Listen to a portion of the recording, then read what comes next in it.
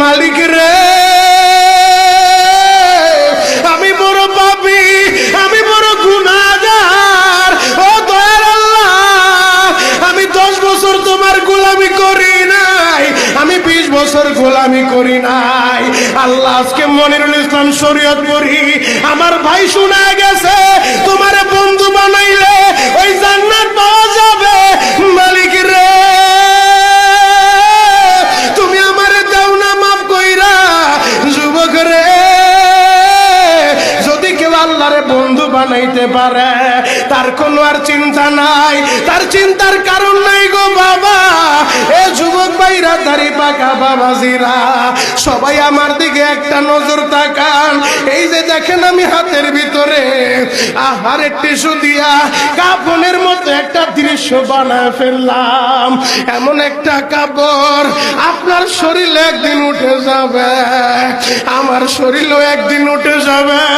ও chairman ভাইরা, ও member ভাইরা, ও নেতা ভাইরা, ও আলেম ভাইরা, এখন কাঁদতে বলছি শুধু কাঁদবা। জীবনে কত জায়গায় আমরা গোসল করলাম। আহারে কক্সবাজার ঘুরতে যাইয়া সমুদ্রের ভিতরে গোসল করলা, কুয়াকাটায় ঘুরতে যাইয়া সমুদ্রে গোসল করলা।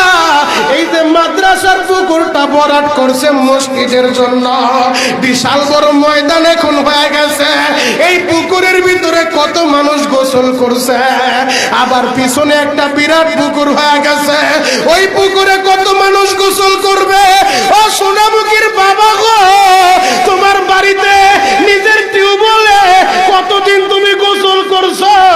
তোমার বাড়িতে দামি একটা গোসলখানা বানাইছো, বিদেশি ঝর্ণা লাগাইছো, ওই ঝর্ণার পানি দিয়ে তুমি আর আমি গোসল করি।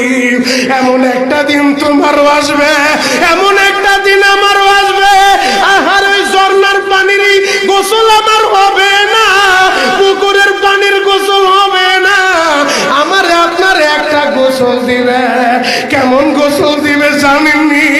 বড়ই পাতার হালকা গরম পানি দিয়া আহারে মসজিদের কর্নারে পড়ে থাকা 4 পায়ার খাটিয়াটা বাড়িতে নিয়া পর্দা দিয়া একটা ব্যারিকেড দিয়া বড়ই পাতার গরম পানি দিয়া আপনারে আমার গোসল দিবে গো বাবা।